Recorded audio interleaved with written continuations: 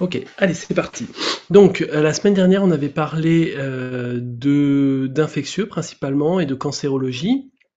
Pour ceux qui n'étaient pas là, éventuellement, en fin de conf, on pourra se faire un petit point ou reprendre un petit peu de temps pour en parler si vous voulez. Et là, du coup, je vais vous parler aujourd'hui de thyroïde, d'autologie. Voilà. Donc, on va faire principalement ça, et puis évidemment de vertige, donc plutôt une conférence sensorielle. Donc, vous recevez en consultation une femme qui a 58 ans, qui vient pour un nodule de thyroïde gauche, et évidemment qui est en euthyroïdie, sinon je me mettrai en difficulté. Ce serait un dossier d'endocrinologie. Elle est prof, et ses antécédents, pose de pacemaker cardiaque il y a 10 ans, donc probablement qu'il ne va pas dans l'IRM. On se le rappelle parce que plus tard, probablement que dans le dossier, on vous demandera de lui prescrire une IRM ou pas, mais du moins on l'a noté. Une appendicectomie dans l'enfance. Alors, devant un nodule thyroïdien, quels sont les examens que vous proposez en première intention?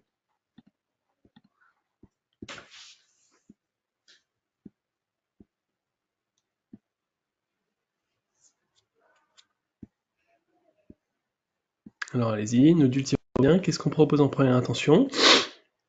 Échothyroïdienne, très bien. Échothyroïdienne, parfait.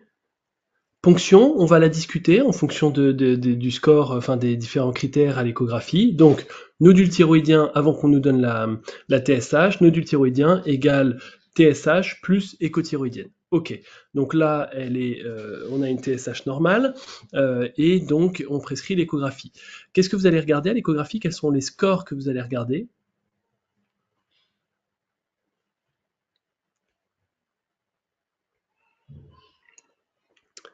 Nodule thyroïdien euthyroïde avec une euthyroïdie. Qu'est-ce que vous allez regarder comme critère?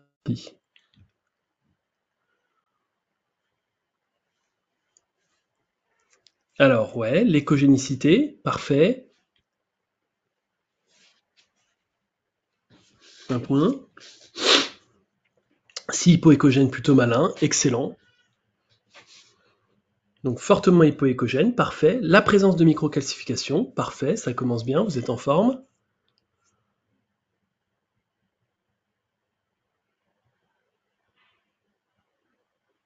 Quoi d'autre?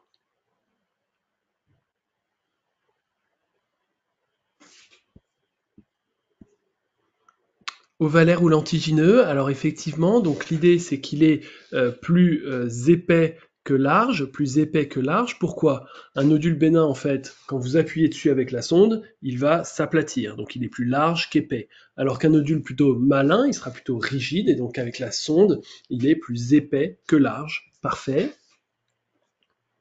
Et c'est finalement pareil pour les adénopathies.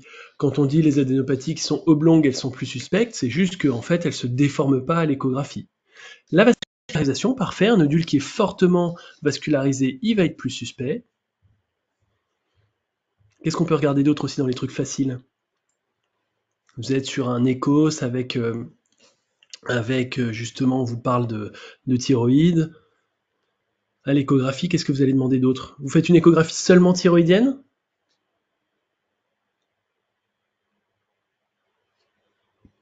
Un truc hyper facile.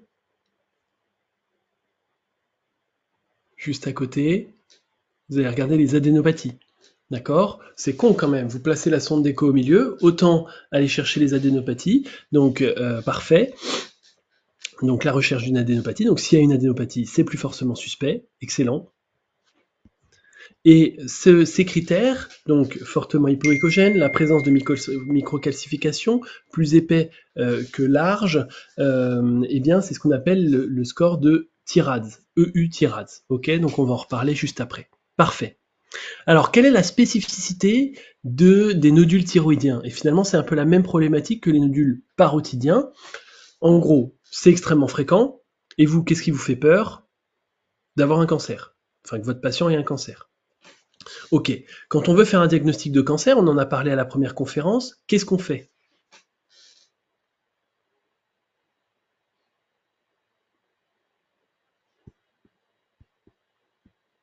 Anapathe. Alors, avant de parler Quand on veut faire un diagnostic de cancer, en théorie, c'est anapathe, ponction.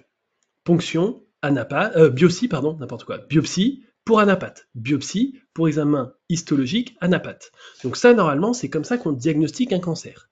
Et effectivement, la spécificité des tumeurs, enfin des nodules thyroïdiens et des nodules de parotide, c'est qu'on ne peut pas faire de biopsie en première intention. Pourquoi? Thyroïde et parotide pour deux raisons. La première, c'est que parotide, vous avez le nerf facial qui passe dans la région.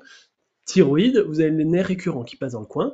Deuxième point, c'est que vous risquez une dissémination de la lésion, parce que c'est souvent des lésions qui sont très liquides. Donc, on ne fait pas de biopsie en première intention. Donc, on va faire une cytoponction. Est-ce qu'avec une cytoponction, on peut affirmer un diagnostic de cancer? Non. Excellent. Donc, c'est pour ça qu'on vous apprend, que ce soit sur les parotides ou sur les thyroïdes, les scores, la procédure avec les critères radiographiques et l'éventuel critère, enfin, donc les critères d'imagerie et à faire une cytoponction en première intention, puisque on ne peut pas faire de biopsie. Et donc, c'est grâce à un faisceau d'arguments qu'on va se dire, c'est une tumeur qui semble maligne, ou au contraire, c'est un nodule non suspect, et donc que je vais surveiller. Ok, donc on revient à notre dossier. Hop. Donc, quels examens complémentaires prescrivez-vous en première intention? Aucun, un contrôle suffit, de la TSH à 6 mois, un scanner cervical injecté, une IRM cervicale injectée, une échographie cervicale et thyroïdienne, une scintigraphie à l'iode. Donc vous imaginez bien que là, si vous m'avez écouté, vous répondez tous 4. Parfait. Vous avez réalisé une échographie cervicale. Quels sont les critères échographiques en faveur d'un nodule malin? Le fait que ce soit kystique, non. Le fait que ce soit fortement hypoéchogène, on l'a dit, oui. L'absence de vascularisation, non. C'est plutôt pardon, la présence d'une forte vascularisation. La présence de microcalcification, oui. Et puis on avait oublié de le dire, les contours irréguliers. Donc les 4 critères principaux qui sont les critères de EU-TIRADS, donc TIRADS européen, fortement hypoéchogène, présence de microcalcification, contour irrégulier et plus épais que large. Plus un critère autre, c'est la vascularisation. Et un 6e point à regarder, la présence d'adénopathie cervicale suspecte. 2 et 4. Donc voilà, c'est ce qu'on appelle les scores de EU TIRADS, on l'a dit. Et donc si vous avez au moins un signe, avec un score à 5, vous avez un risque élevé d'avoir une tumeur. Sinon, votre nodule est globalement bénin. Ok. Après le bilan, vous faites une thyroïdectomie totale. Alors, vous faites une thyroïdectomie totale, et donc de quel risque vous allez informer votre malade?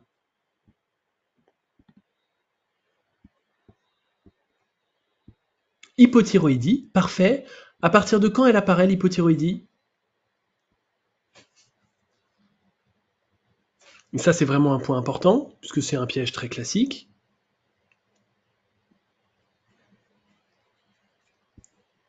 Quelques semaines, c'est globalement ça. L'idée, c'est, alors, ça va être variable en fonction des livres, des auteurs, etc.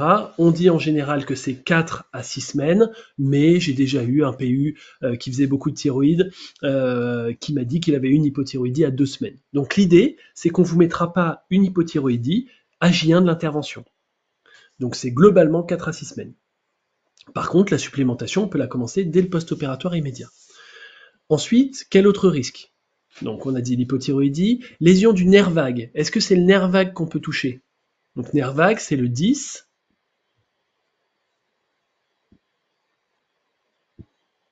C'est plutôt le nerf laryngé récurrent. Très bien. Le nerf laryngé récurrent, donc qui est une branche du 10. Le 10, globalement, si vous tapez un 10 sur une thyroïdectomie, c'est que vous n'êtes vraiment pas en forme. Hein. La thyroïdectomie dans la gouttière jugulo-carotidienne. Donc globalement, peu de chance. Par contre, ce que vous pouvez une lésion des nerfs laryngés récurrents qui passe donc, qu'est-ce qui lui arrive à Siri, qui passe sous la crosse aortique à gauche et sous l'artère sous-clavière à droite. Donc une lésion du nerf récurrent, nerf laryngé récurrent. Ça va donner une lésion du nerf laryngé récurrent? Une paralysie de corde vocale. Et donc qu'est-ce qu'on peut avoir comme symptôme? Une dysphonie, très bien. Les cordes vocales s'ouvrent pour inspirer, se ferment pour parler. Donc si elles ne se ferment pas, Eh bien, on va avoir une dysphonie. Quoi d'autre? Dysphonie, parfait. Dyspnée. Donc dyspnée, soit si vos cordes vocales sont fermées, ça va être une dyspnée inspiratoire, au moindre effort. Si votre corde vocale est paralysée en ouverture, ça va être une dyspnée d'effort. Une dyspnée d'effort, parce qu'en gros, la fermeture du plan glottique permet de réguler la respiration dans le sport. Donc, dyspnée inspiratoire au moindre, enfin au repos si les cordes vocales sont fermées. Si les cordes vocales sont ouvertes, une dyspnée d'effort. Quel autre signe? Si les cordes vocales sont ouvertes et paralysées, qu'est-ce qu'on peut avoir comme dernier symptôme? Donc dysphonie, dyspnée, quoi d'autre?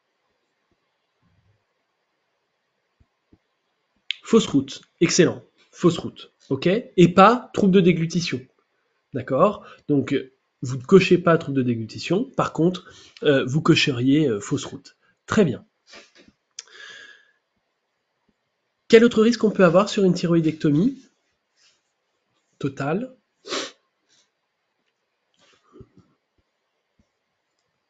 Lésion des parathyroïdes, excellent. Ça va donner quoi comme symptôme?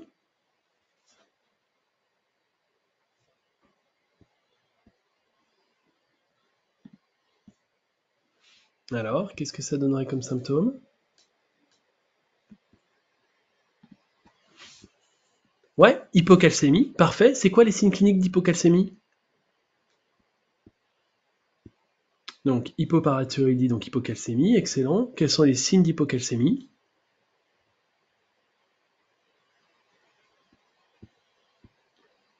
Alors, QT long, peut-être. La dernière fois que j'ai vu un ECG, j'étais interne, donc ça fait 7 ou 8 ans. Non, plus que ça. Bref, on s'en fout. Très bien. Donc, effectivement, il y a des signes ECG, peut-être qu'on peut vous faire travailler dessus. Par contre, avant, il y a des signes cliniques avec tout à fait des douleurs musculaires, des crampes, d'accord? Et typiquement, des douleurs péribuccales, des fourmillements des crampes péribuccales et des extrémités. Et puis le signe de Chvostek, là, qu'on fait jamais, mais effectivement, qui est un signe classiquement décrit, et les signes ECG. Parfait. Et ça peut survenir dès le lendemain de l'intervention. Ok. Eh ben, on continue le dossier. Quelle autre complication assez classique, qui est une complication inhérente un peu à toutes les chirurgies, mais qui serait particulièrement compliquée du fait de la localisation?